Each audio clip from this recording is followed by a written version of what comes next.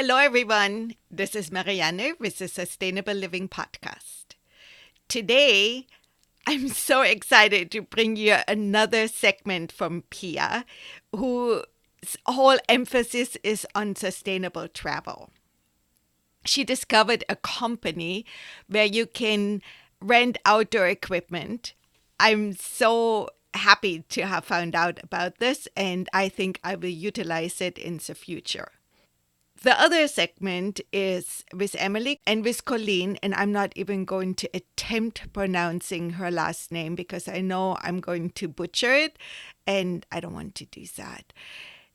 Emily lives in Colorado now and is working actively on getting some legislation changed there to make it easier to allow tiny homes and other alternative kind of living units to address a phenomena we have seen in many big cities now, which have become more popular.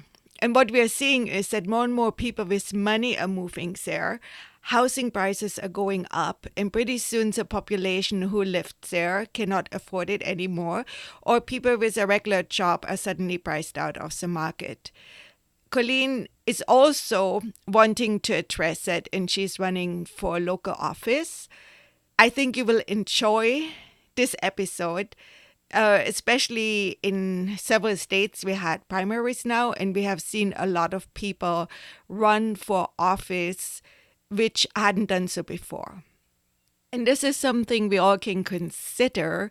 Where are we most effective? Is it running for office, getting involved in our local politics? Is it doing our own thing in our yard? Being a podcaster?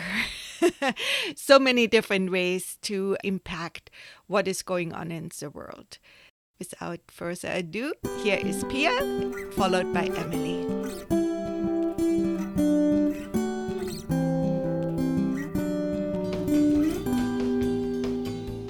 Summer's just around the corner, and so is all its magic, adventures, and possibilities. From cookouts to chillaxing on the beach to camping in the mountains, getting outdoors is a big part of enjoying summer life with family and friends.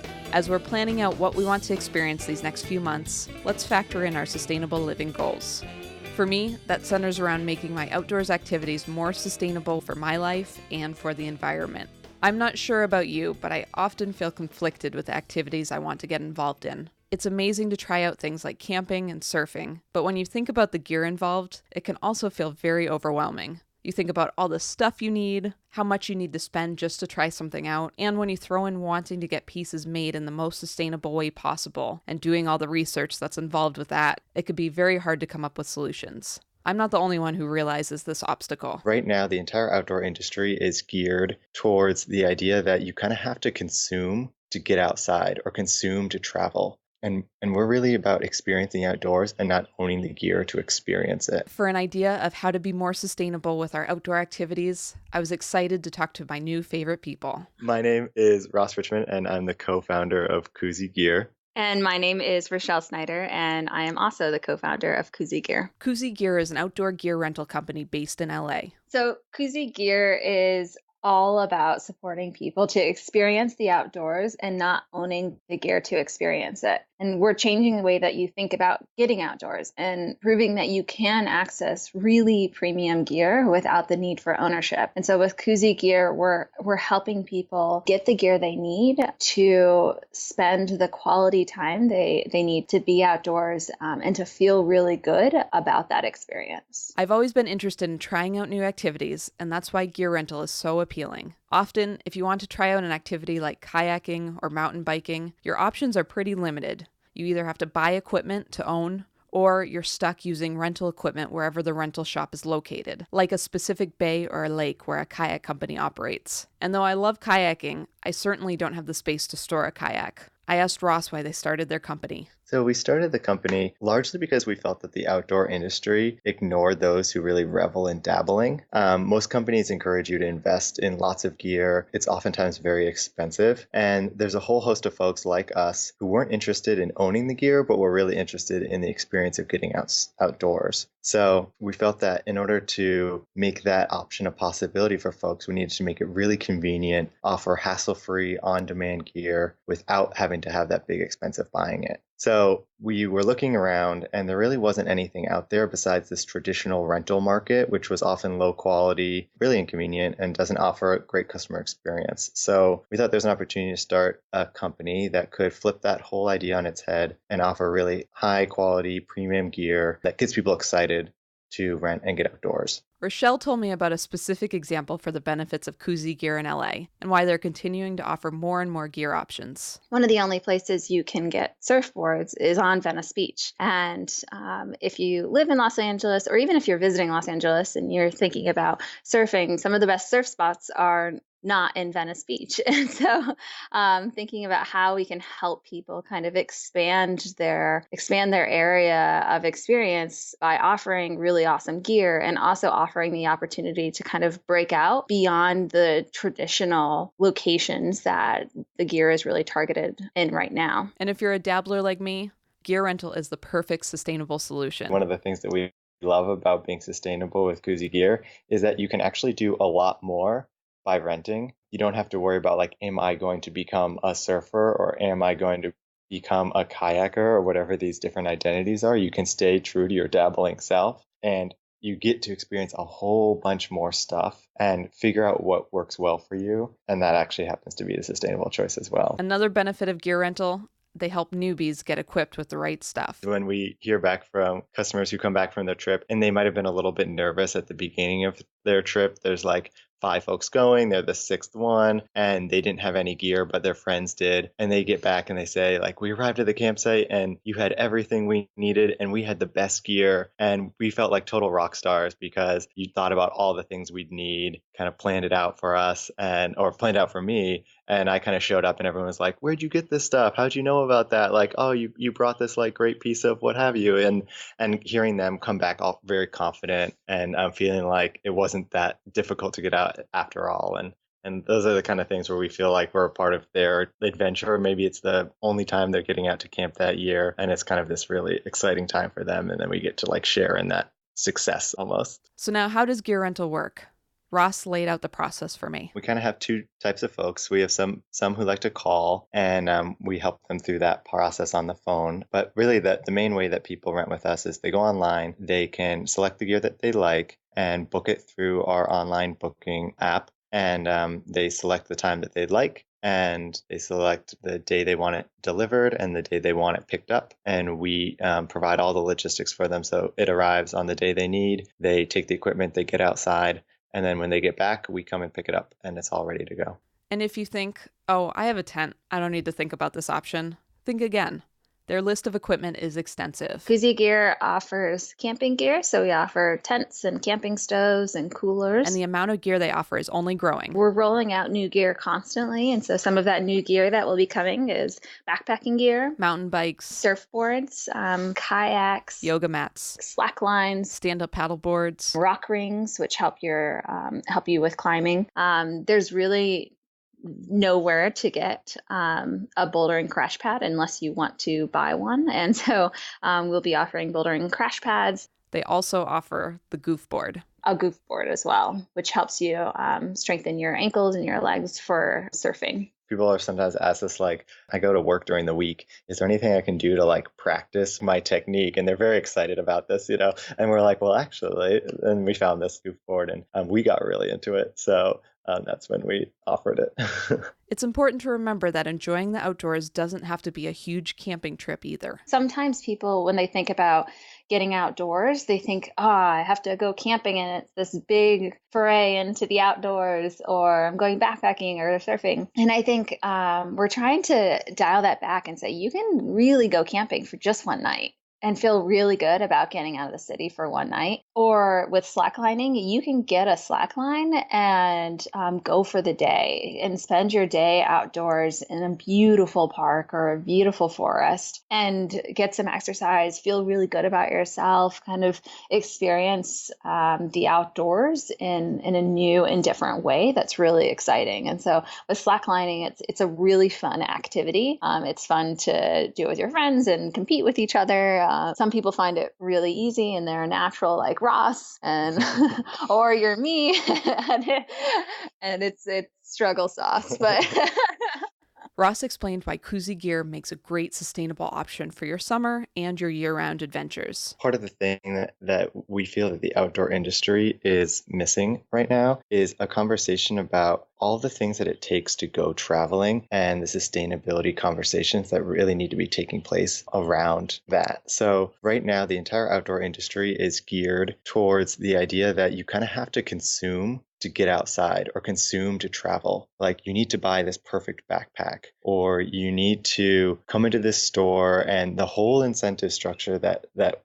is around you is about buying this stuff to be able to kind of like pursue this travel dream you have. And we're really about experiencing outdoors and not owning the gear to experience it. And that's a really powerful idea that we believe there's a better way, and it starts with participating in the outdoor shared economy. And that's kind of a conversation that isn't really talked about so much with sustainable travel. There's, how do you be responsible in the communities you're going to? How is the economic impact really going to the folks that you want it to have an economic, positive impact for? But even before that, there's so much that has to do with consuming stuff that ends up sitting in your garage or ends up in a landfill. And we're not talking about how to reduce pollution on the front end and kind of the whole economy that happens with travel. And that's why we think that the rental market and the shared economy is something that really needs to be a part of the conversation when it comes to sustainable travel. It's thinking, where can we consume less and focus more on getting outside and being a part of something sustainable while we're there, and doing it through the purchasing choices that we're making. If you're in the LA area, get outdoors this summer. Plan a camping trip, plan a surfing day, and more by utilizing Koozie Gear. Visit kooziegear.com to check out all their gear options and reserve a date. They also love helping people get excited about getting outdoors, so email or message them for ideas and equipment advice. If you're outside the LA area, do a simple search for outdoor gear rental in your area. Special thanks to the Sustainable Living Podcast for giving me a voice as a monthly correspondent, and thank you to Rochelle, Ross, and Koozie Gear for helping us learn more about the sustainable travel option. Enjoy exploring this month.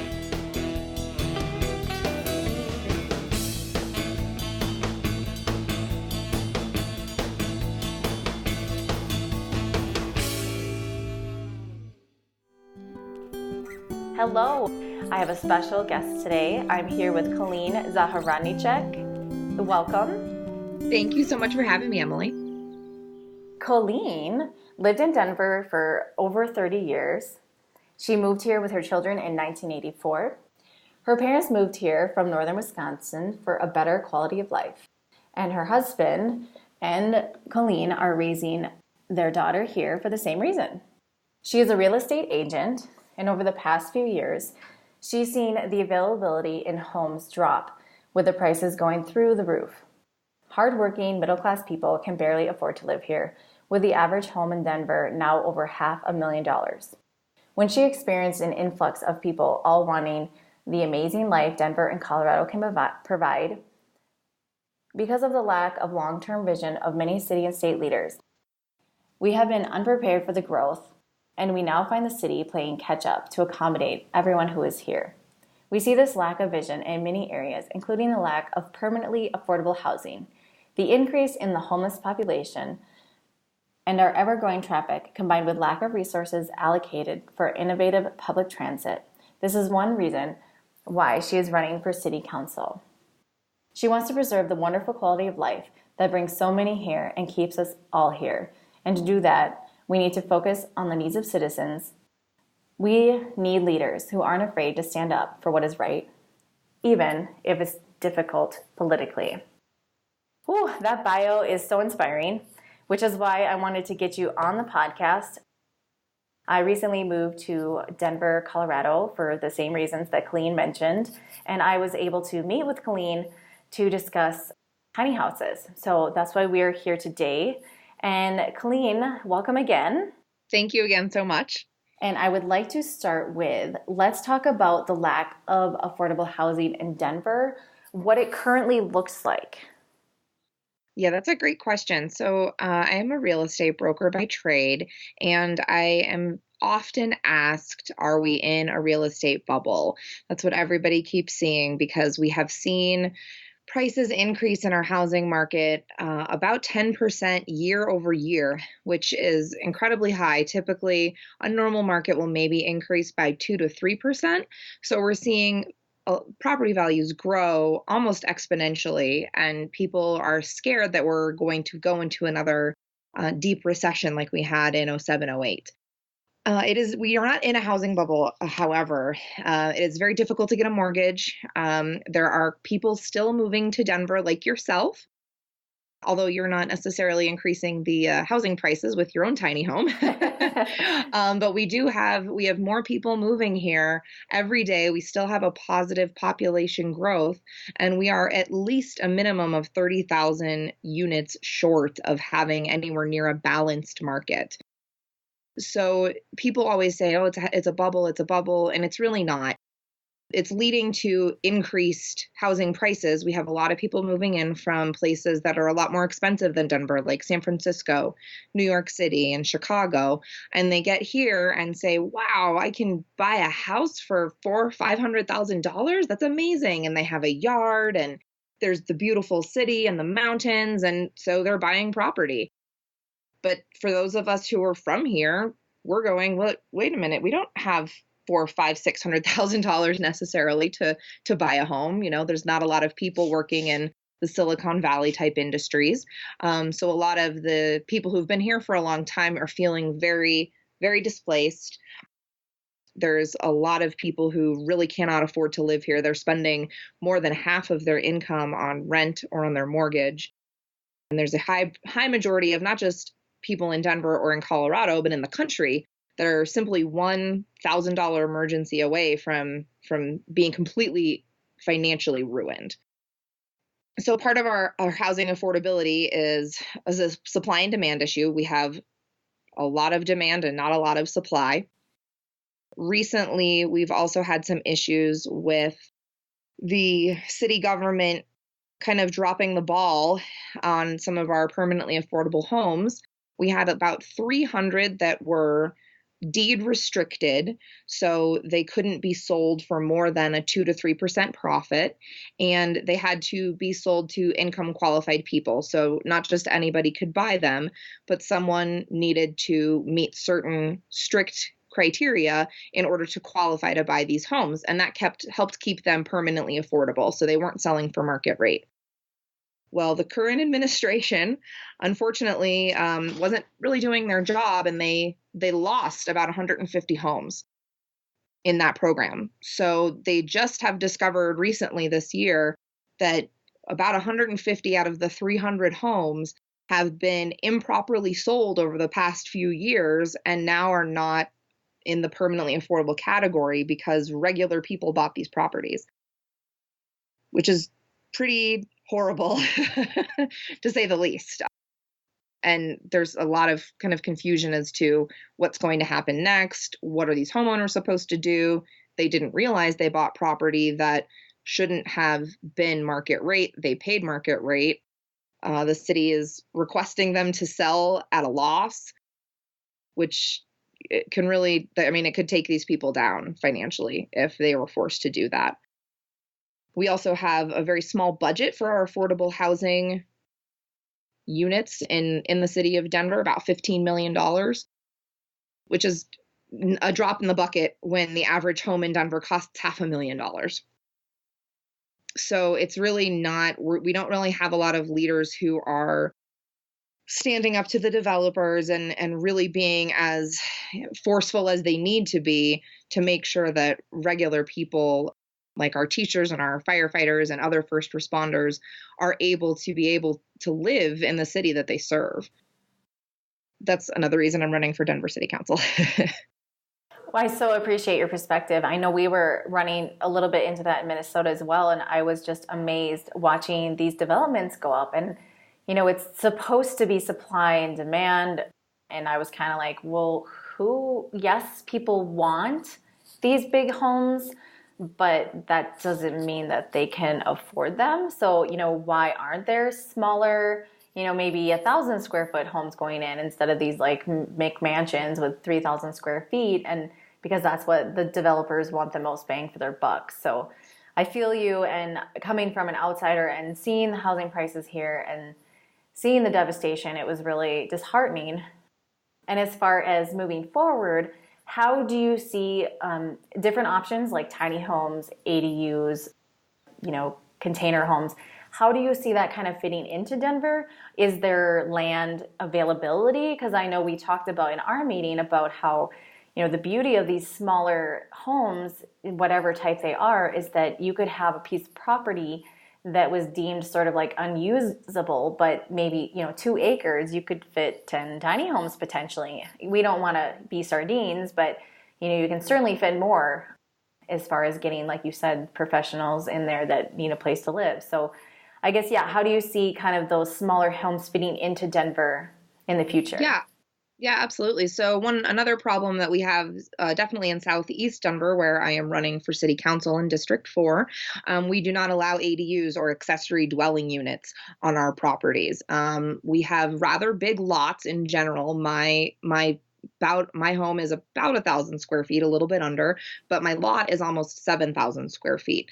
So it would be very easy to put, a granny pod, if you will, or some sort of a small structure in my backyard, either for my mother if she needed to end up moving in with us, or possibly if we wanted to rent it out at a lower cost to help out a student or a single mom or, somebody else that we might be able to do that, just to kind of help increase that density in the city where we really need it, because I am close to decent public transit.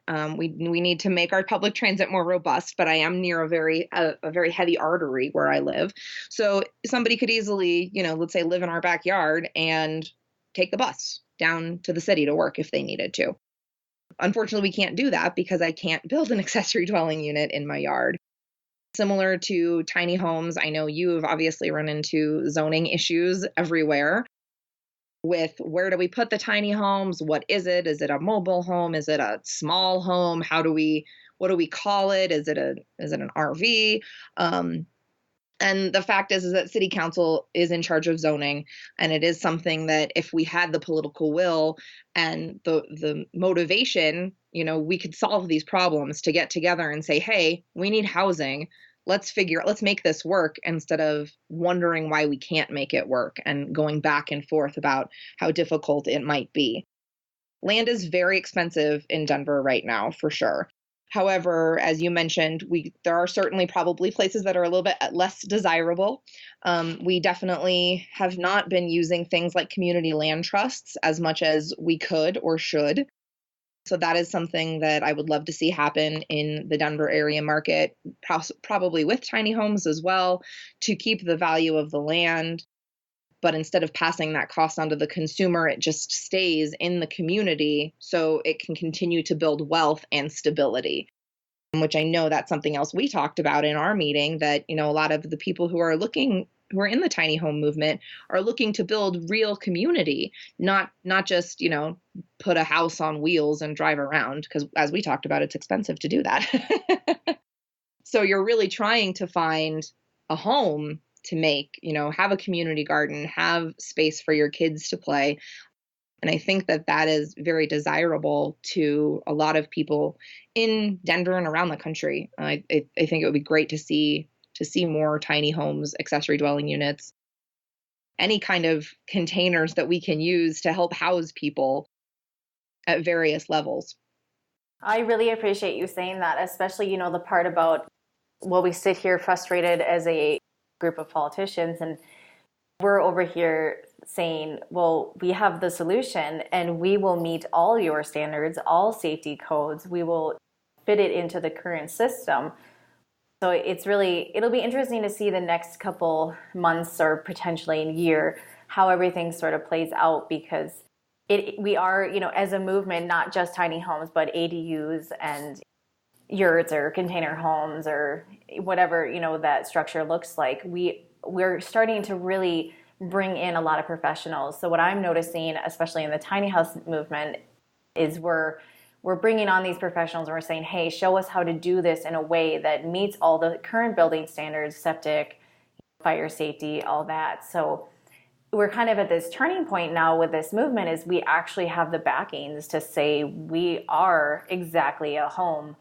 And now where there really shouldn't be any tie-ups other than just working together to kind of just rename or rework some of the wording so that we can say, you know what, square footage doesn't matter as long as you meet all these safety standards. Because of course we want to be safe. I don't want my family to burn down or my friends. No, of course not. Absolutely. And the fact, I mean, having a square footage as a standard is kind of ludicrous. I just actually saw another news report today that a home was listed in Denver for less than 300 square feet, and it was $215,000.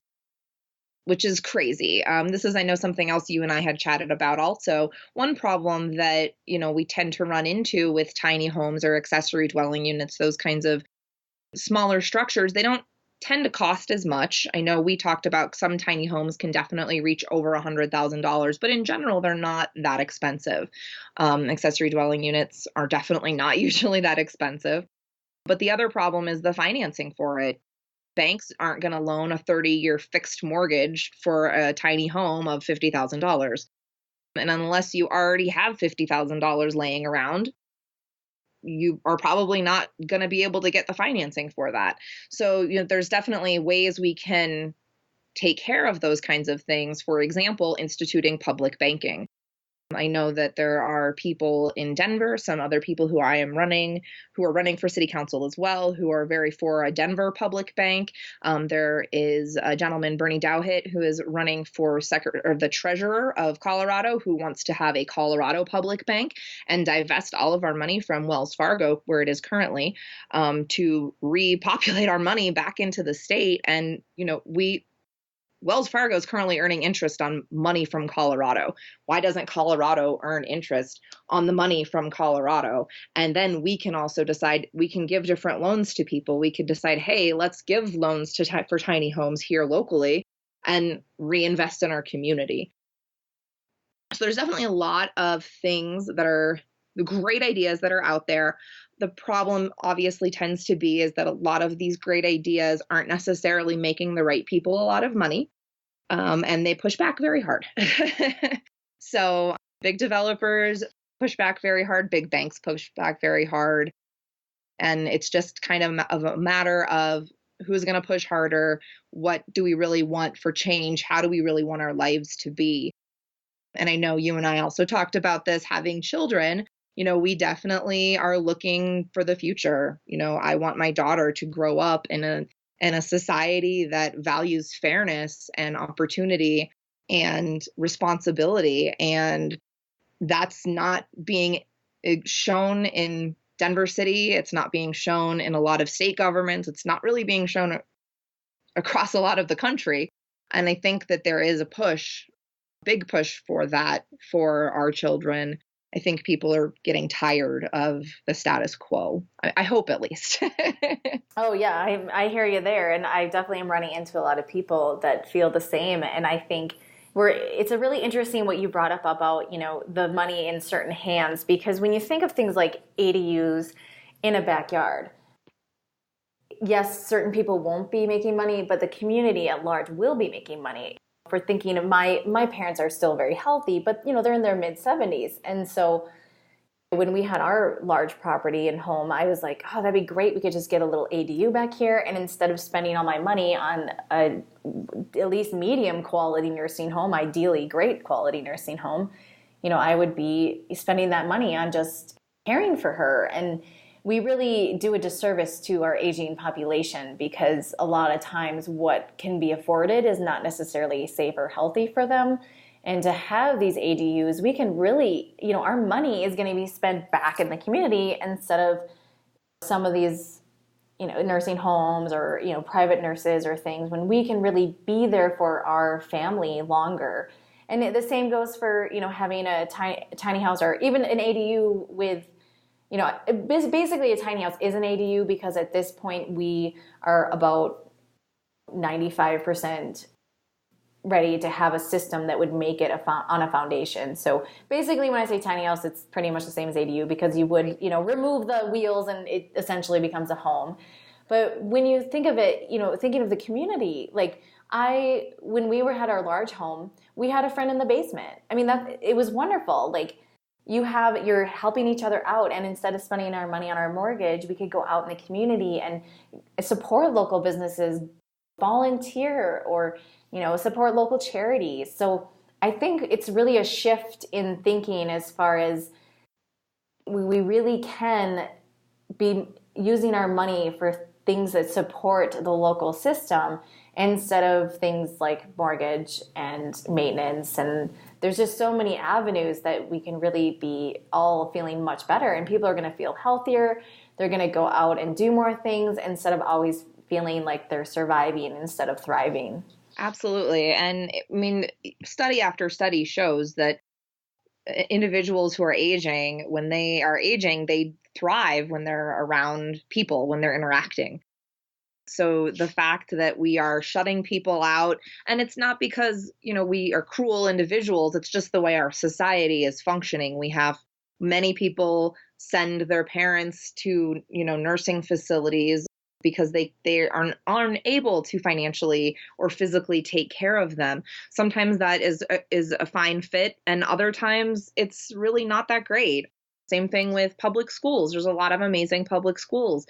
I know a lot of people who would love to be able to homeschool their kids and spend more time with them, but they can't because they have to go out and work to keep a roof over their head. So yes, absolutely. If we could minimize some of these costs, especially with aging in place, there's plenty of people, especially in all parts of the country, that have a lot of house that they can't take care of anymore. My parents are in pretty decent shape. They're good to go for now. But certainly if we needed to, I couldn't take care of my parents' house as well as my house. I wouldn't want to. I would much rather have them in my backyard than in an assisted living facility or in a nursing home. So yeah, I think it would be, I would love that. I would love my daughter to be able to spend that much time with her grandparents every day, because they'd be in the backyard. It'd be great. And it does make it easier on the people. And these days, there's millions and millions of millennials, which I'm just, I think, at the top of that arc there, of a millennial, because I think I'm turning 37 next week, but I think I'm just in that peak. But there's a lot of, I know a lot of people who are still living with their parents. They are saddled with student loan debt. They would love to be able to purchase a home, and they can't, and they're living with their parents. And they're in their 20s and 30s, and they're going, what am I doing? This is crazy. I mean, even just being able to have an accessory dwelling unit or a tiny home in the back, so they felt like they had a little more independence. And then maybe eventually their parents move there and they swap parts of the house. There's just there's so many options that we are not looking at, again, because it's not financially beneficial to a lot of the current powers that be. We are still focused very heavily on profit and not on people. And again, hopefully that will be something that we'll see changing in this fall's election and my election next May. We're certainly pushing for it, and I feel like it's there. As long as people are getting out to vote, that'll hopefully really help. Yeah, absolutely. And we will certainly at the end of the podcast get a bunch of your information so people know and where to go and how to support this. And you bring up a really interesting point about the millennials.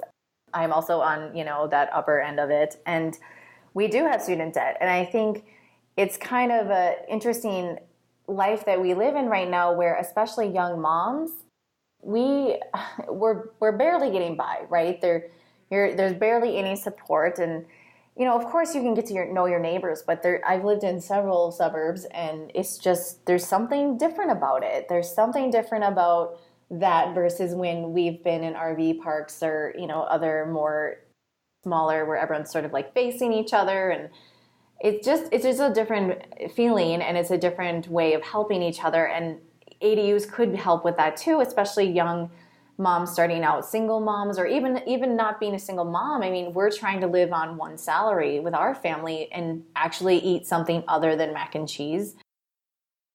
And it's interesting to why is the system set up that we can't live on one salary? Especially my husband, who has a master's degree, and I also have a master's degree, but if I want to be home with my child, why is that not a possibility? So you can really dive into, it would be amazing to see what would happen if we allow these, and that would have some more moms at home. And then the whole family structure changes because people are less stressed. And that's not to say that the mother isn't going to work. Maybe the mom's working full time and the husband's home, or it doesn't really matter how it's set up, but the fact that you don't feel like you both have to be working 9 to 5, 40 to 60 hours a week would totally change the structure of the family. And like you said, we're thinking generations ahead.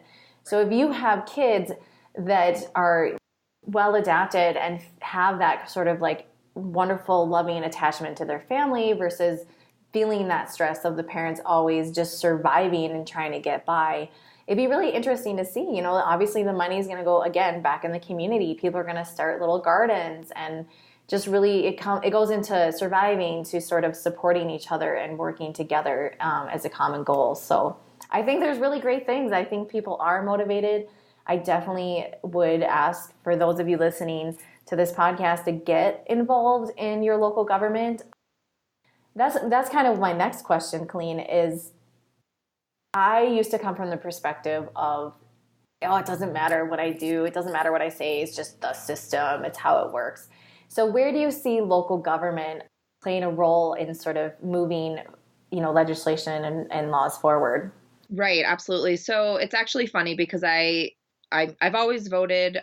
I've always been kind of involved, but I've never really seriously thought, yeah, I should run for office. I could do that. And then I did this year. I jumped in because I thought, well, hey, you know, there's certain people that are currently doing this. If those people can do it, I definitely can do that. And again, I just wasn't seeing the representation that I thought that the city needed. I've lived in Denver the majority of my life, 30 out of nearly 37 years. We moved here when I was 3. And it was a very different town. Obviously, things change, and some of the things have changed for the better, and some have not changed for the better. Some have gone a little bit further south. But in general, it's just more of there's a lot less community. I think a lot of young people especially are yearning for community these days. As far as local politics, it's not as exciting. You know, a lot of people get really wrapped up in the presidential stuff because it's big and it's on TV and they're busy and they're cross country back and forth. And they absolutely do. Elections have consequences and elections are important, but zoning is incredibly boring and not entertaining, and it's incredibly important because zoning is going to decide if there's going to be an office building next to you, if it's going to be a waste dump next to you, if there's going to be slot homes next to you, if it's going to be a tiny home park, if it's going to be another single family home, if they're going to be at a gas station. So local politics, if people are currently not politically active who are listening to your podcast, and because they're dissatisfied because it's distasteful, which it can be. It can get muddy. It can get gross because there's power involved and there's money involved. And when people are fighting for power, it tends to bring out the worst in us, unfortunately. But that said, if you're going to get involved, local is the way to do it, because your city council, your mayor, your county clerk department, your water board, these positions are something that most people don't pay any attention to, and they are controlling every day-to-day aspect of your life. They're in charge of potholes. They're in charge of financing for your firefighters. They're in charge of all of these big, big things that we don't necessarily think about. And the more accountability that you hold these people to, and the more participation that you have, to the best of your ability, you know, do it. If you're sending an email, if you can go to meetings, great. If you can, you know, just Facebook somebody or give them a phone call, anything. That's one thing that I'm very concerned about, I think, in our democracy. I've only caucused twice ever in my life. And this last year I caucused. For those of you who are not in Colorado, you can have primaries, which gets either party onto a ballot, and you can also have a caucus, which is a little bit more of an old school way of everybody meeting and talking and then making a vote and everything. It was on a Tuesday night at like 5:45 in the evening. I was one of the only people probably under the age of 50. There was a handful of us in the room, because the only reason I was able to go was because my husband, who is a European immigrant, was home with our daughter. He's not a citizen, so he can't vote yet. And he was here with our daughter. normally on a Tuesday night, I can't leave my house for 3 hours to go talk politics. I got to get my kid ready for school the next day. I'm making dinner. I'm spending time with my husband. I feel like a lot of politics tends to be during the day when people are working, which some of that I understand, of course. But a lot of politicians do not make themselves as available as I believe they should. Some people specifically avoid their constituents, but other ones just are kind of like, oh, yeah, see you once in a while.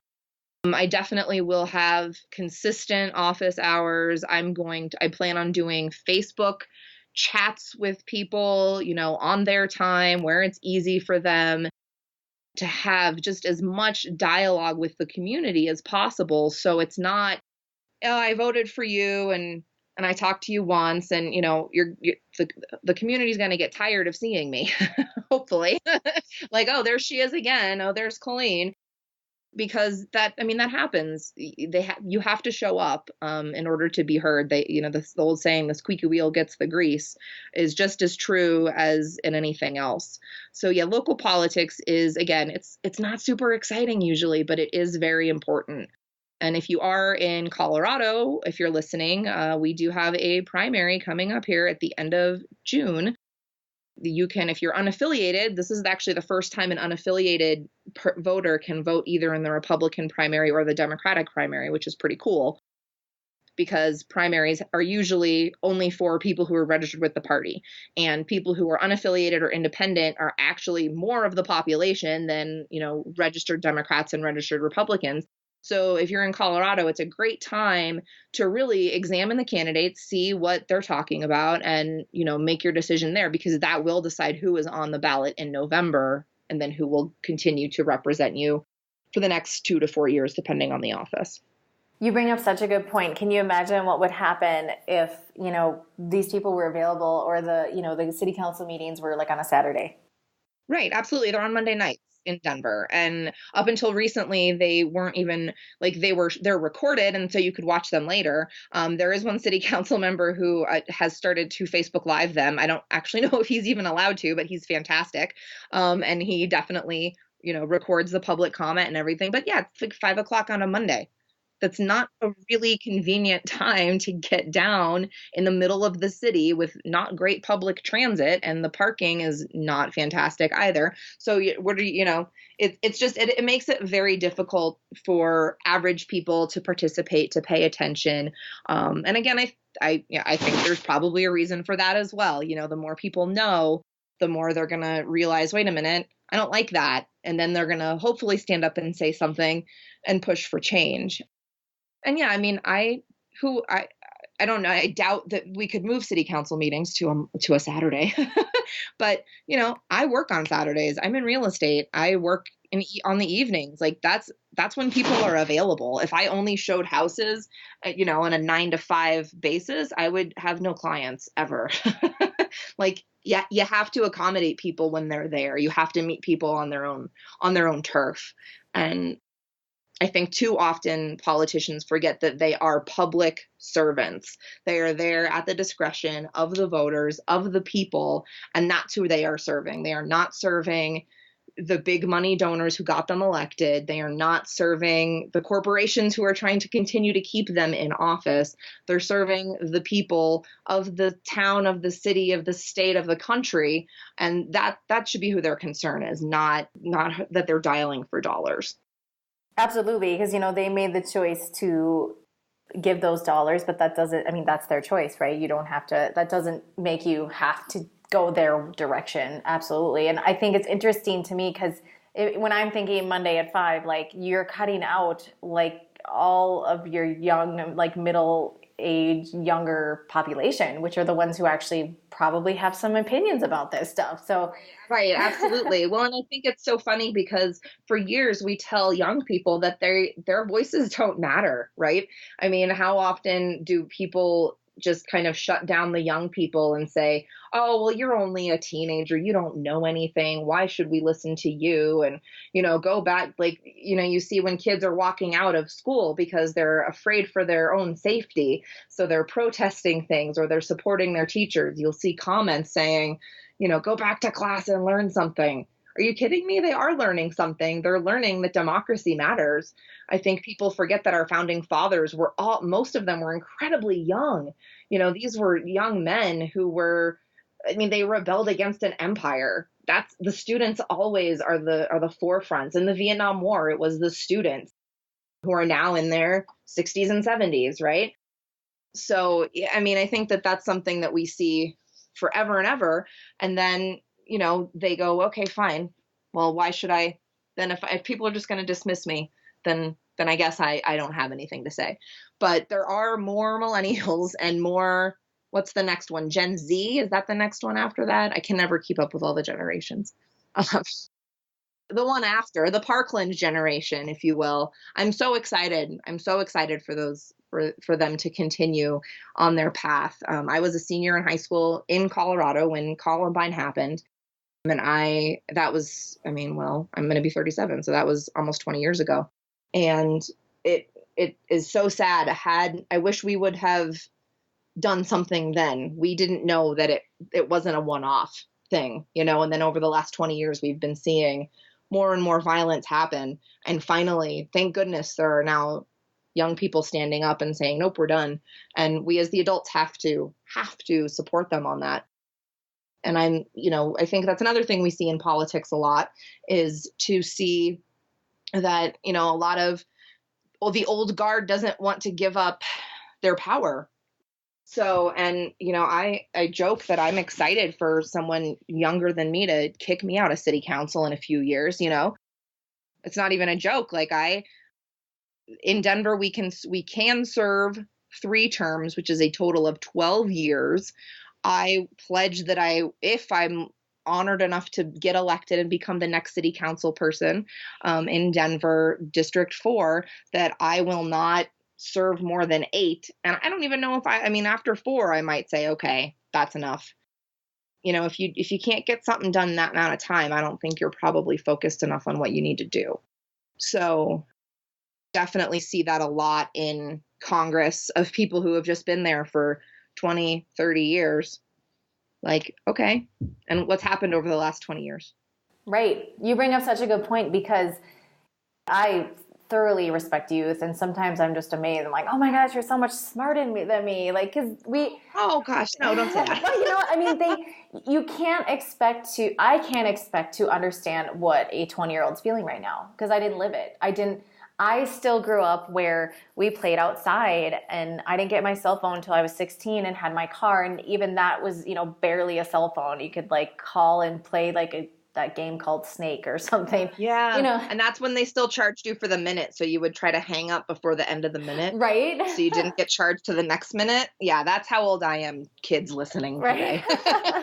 But, we can't expect to understand their issues because we didn't grow up with technology. We can't, cyberbullying and all this kind of stuff, I can't possibly begin to understand because I'm not living it. So I certainly agree with you that youth needs to be a part of it. And the interesting thing too is, for me just starting to kind of get involved in these local governments, it's almost hard, right? I don't know where to turn. I don't know where to go. I don't know where to start.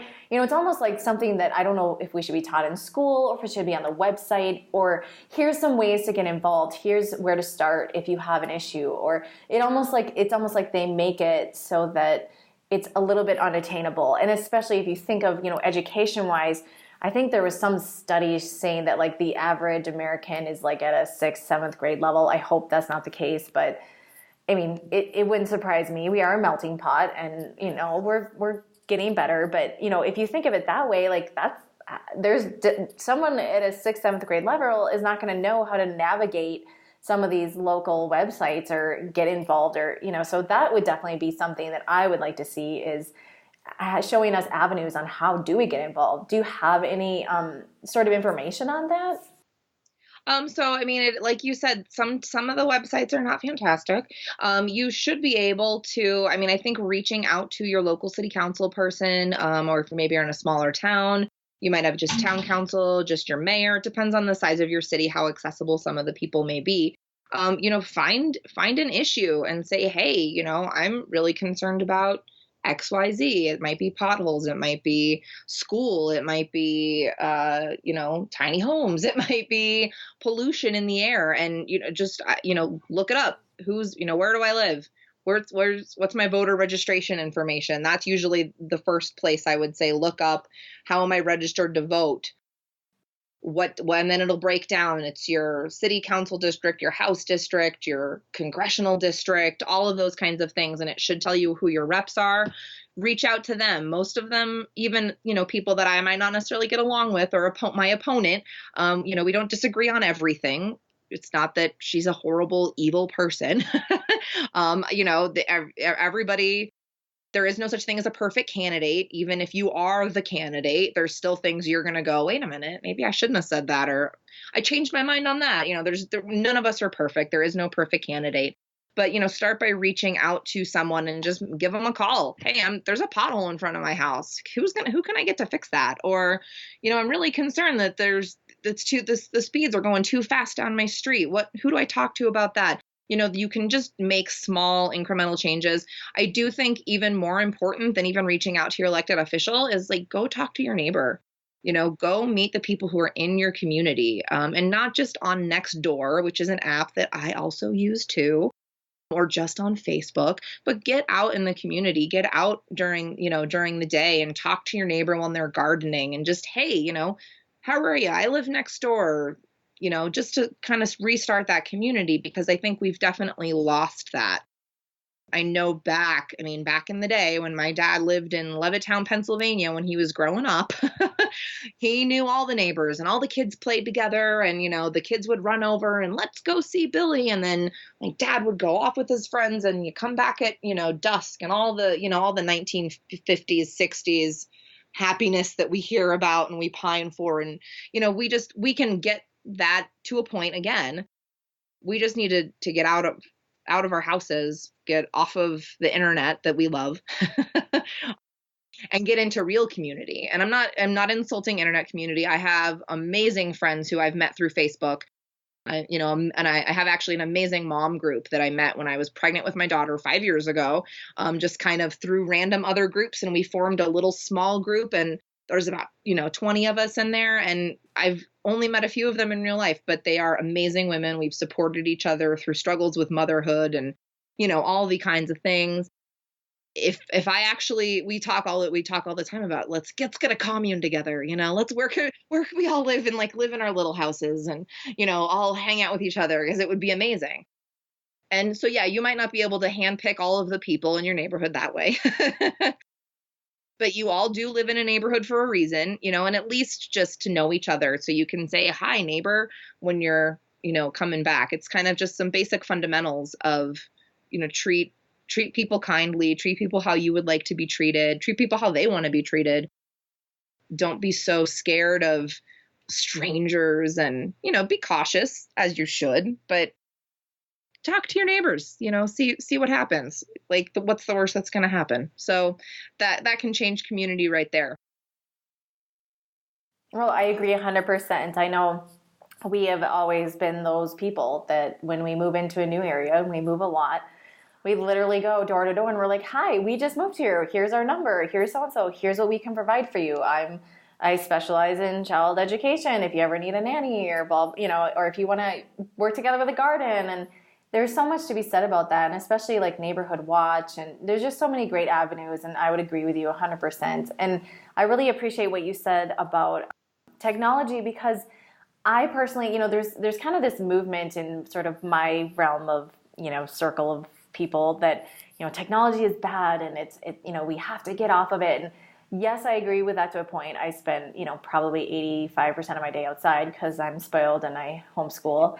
But it's also technology, like you said, has a purpose. It can create community. It can create movements. So I would definitely see, that being sort of almost like a balance. We can still go back to the way things were and get outside and create community. But I think technology can also be a benefit as long as it's used wisely. And it'll be interesting to see, like you said, if we can get some of this stuff on FaceTime or social media. And if, honestly, if we could make, I hate to use the word sexy, but if we can make, city council or local government sexy, get it on Facebook and Instagram. And that'd be really interesting to see how that would play out. And you kind of have to, again, like you said, the changing of the guard, will that sort of shift and change as this younger generations kind of come out and they're like, well, yeah, people will get involved if you actually have it on the outlet that they use. So maybe that'd be a fun thing for you guys to do. Definitely. Well, and I think, I mean, like, I wouldn't have met you if it wasn't for Facebook, so, and how great is that? And I think that's the great thing is, so you can't, like you said, you can't completely discount it and be like, it's horrible and people are just cruel and mean. And yeah, that happens. Sometimes we forget that there's a human on the other side of that keyboard when we're pounding and typing in caps and being grumpy. I mean, I'm not perfect. I admit that sometimes I forget I'm talking to another person.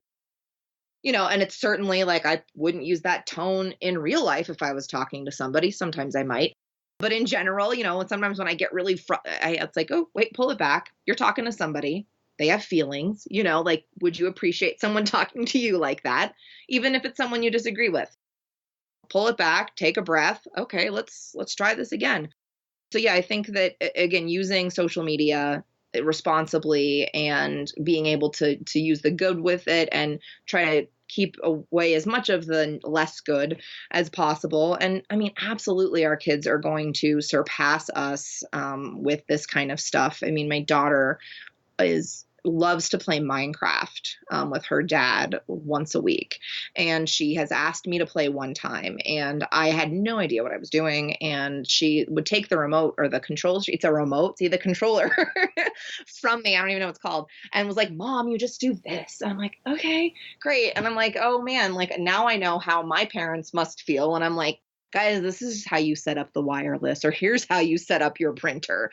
It's, already, and she's nearly 6 and she can already do these kinds of things. So I'm like, wow, okay, I'm already behind the times. And I think I'm slightly into the world of computers and things.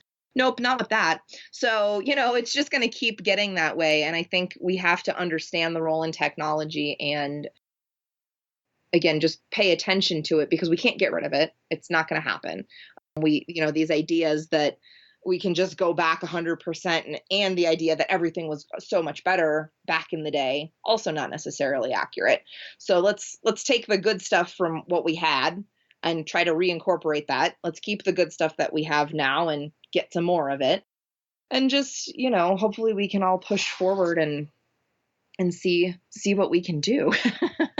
Oh, I love it. Any last words of advice for our listeners as far as the best way for them to sort of either build community or get involved in their local community or get involved in their local government? What would be just kind of like your one tip that really kind of pulls everything together? Yeah, I would say don't be afraid. Don't think that you can't make a difference. Don't think that your opinion doesn't matter. Everyone has a voice at the table. Everyone should have a voice at the table. Even if you're wrong, that's okay. Even if you disagree with people, that's okay. I think that we get so entrenched in our knowing and we're so right that we sometimes turn our blinders off and go, oh, wait, maybe there is a valid criticism in this. Maybe there is something that we can listen to. And I think, it's just very important. I think don't be afraid. If you're interested in running for office, go for it. If you are a Democratic woman, there is an amazing nationwide program called Emerge that trains women to run for office. It's fantastic. I am actually in an Emerge class right now. You meet amazing people. There are all sorts of different kinds of programs like that now that are coming out. So if you have ever thought, hey, I could change this, go for it. Don't be afraid. Even if you're just kind of more of an introvert and the thought of talking to your neighbor is like the most petrifying thing ever, just try to take that little step out. Don't be afraid. Take that step and just say hi and introduce yourself. And just any little thing can start, and that's where everything starts, right? Everything's a seed. Everything starts small and then can grow and flourish. So yeah, I think my advice would just be don't be afraid and just try to reach out. Oh, I love that. Beautiful advice. And I'm definitely, going to follow that myself and just start to get involved more than I have been, and that community will help me do so I can have a little bit help with the kiddo. Absolutely, absolutely. Now, where can people find you, both just whether it's like your website, or as far as like I like to do both, like to support you as far as your campaign, but also separately just find you in general? Yeah, definitely. So if you go to Colleen, Colleen, for the number, Denver.com, that's my campaign website. There's some information about me. There is a link to donate, which it's always uncomfortable sometimes asking for money. Unfortunately, we do need money to run campaigns. So if you feel inclined to make a donation, that's amazing. Otherwise, you can sign up for an email list. And as soon as I start kind of really hitting the ground in the next month or so, you can stay in touch with me on email. You can also follow me on Facebook at, again, Colleen for Denver. And my Twitter handle, I believe, is the same. I'm not as great at Twitter as I am on Facebook. But yes, you can definitely find me at Colleen, Colleen, for the number, Denver, on Facebook, on Twitter, and .com. And there's also a contact if you just want to shoot me an email and say hi. I'm happy to shoot you an email back. Oh, wonderful. Oh, thank you so much for embodying the change that, we want to see in the world, and for taking the time to talk and meet with me. And we wish you the best of luck on your campaign. And I will definitely get my Colorado license and get out there to vote. Awesome. Thank you so much, Emily. And thank you for everyone listening. I appreciate the opportunity. And thank you, Emily. This was fantastic.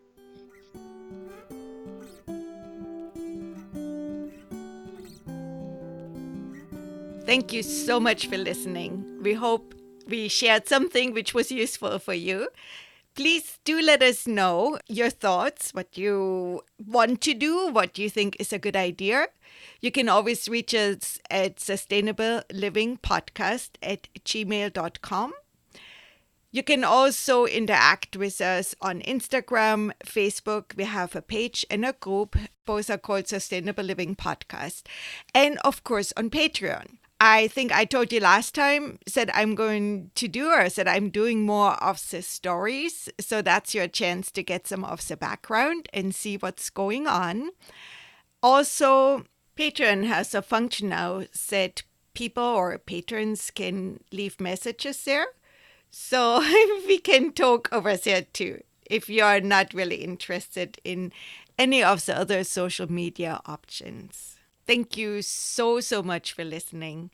We so appreciate your support. We appreciate you sharing the episodes. And we appreciate to hear from you. Any way you want to let us know what you think. Wishing you a wonderful week. Until next time. Bye for now.